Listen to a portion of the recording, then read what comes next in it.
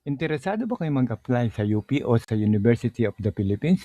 Ito na ang pagkakataon nyo na mag-aral ng libre sa universidad nito. So, ano ang mga requirements at paano tayo mag-a-apply? Yan ang ituturo ko sa inyo step by step. So, una, ano ang mga basic eligibility requirements sa APCAT?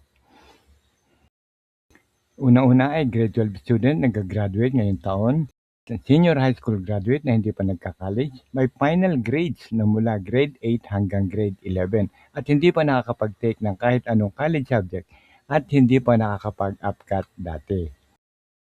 So, anong mga kailangan sa application? Unang-una ay ang online application form o Form 1. Gagawin sa official APCAT website at kailangan mong ilagay ang iyong personal information na piling APCAT campuses, importante po yan, at degrees.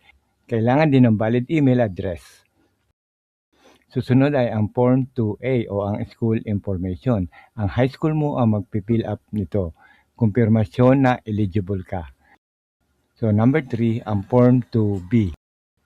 Ikaw naman ang mag-encode ng final grades mula grade 8 hanggang grade 11 at isasubmit mo ito pagkatapos ng exam. Susunod ay ang certified true copy ng grades mo mula grade 8 hanggang grade 11. So galing yan sa school at isasubmit sa UP office admission online o kaya ay physical.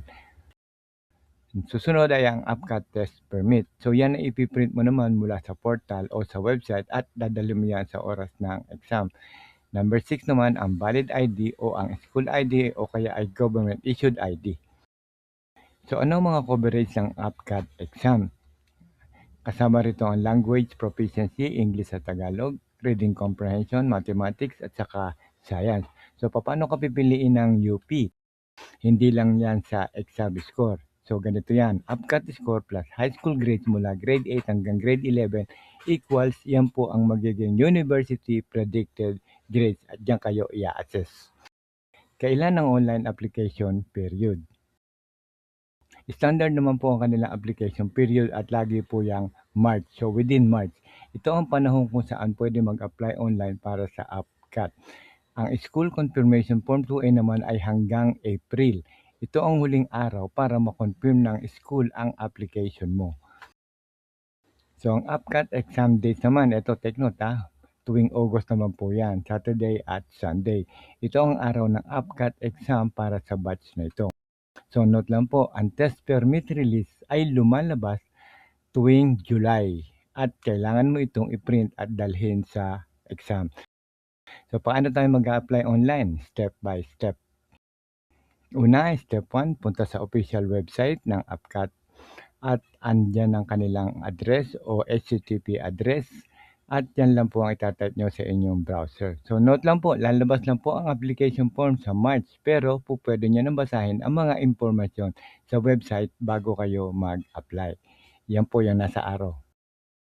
So sa ngayon, ang makikita nyo lang po ay login at lalabas lang po ang application form kapag sumapit na ang application period sa March. So ibig sabihin ngayon, wala pa. So step 2, gumawa ng account. So click natin ang apply for APCAT. Number 2, mag-register gamit ang personal email. Mas okay po kung Gmail ang gagamitin nyo. Mag-create kayo ng password at i-check ang email at i-verify ang inyong account. Step 3 naman, sagutan ng mga online application, yan yung Form 1.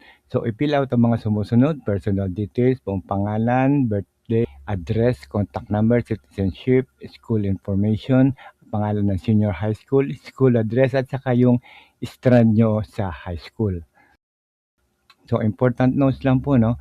Campus at courses choices. Kailangan pumili kayo ng 2 UP campuses at 4 na degree program. Pag-isipan nyo yung mabuti at hindi na ito pwedeng baguhin pagkatapos ng application. So step 4 is submit ang Form 1. I-review lahat ng information, i-click and submit at makakatanggap kayo ng application number. Take note ha, i-screenshot nyo lang at isulat ang application number dahil gagamitin nyo yan later on. So step 5 is school confirmation form 2A. School mo ang gagawa nito. Sasabihin nyo yan sa inyong registrar, guidance office o kaya ay sa advisor. Ibigay nyo ang application number. Step 6, hintayin ang test permit. Lalabas po yan sa portal at karaniwan July po yan lumalabas. At i-print nyo lang at dalhin nyo yan sa examination day. Step 7, ang APCAT exam. Dalhin sa exam day ang test permit, valid ID at saka pencil at eraser. So step 8, grade submission naman sa Form 2B. Pagkatapos ng exam, ikaw ang mag-encode ng grade mo mula 8 hanggang 11. School naman na magsasubmit ng certified true copy. Important tips, ang mga courses at location ng UP ay makikita rin sa website. Remember na kailangan niyong pumili ng 2 UP campuses o kaya location at 4 na courses. At kapag na-submit nyo na yan, hindi nyo na ito pwedeng palitan. Gumamit ng tamang spelling ng name. Kung ano yung nakalagay sa inyong birth certificate, yun din ang ilalagay nyo. Huwag maghintay ng deadline, lagi maaga. Laging mag-screenshot ng mga confirmation at makipag-coordinate agad sa inyong school kung meron kayong problema. Libre po ang tuition sa UP at kapag nakapasa na sa UP at nag-enroll ka sa UP, hindi ka na magbabayad ng tuition habang nag-aaral. So hanggang dito na lamang at sana ay nakatulong po muli kami sa inyo. Huwag nyo lang po kakalimutan na mag-like, comment, at share nyo na rin ang magandang balita na to.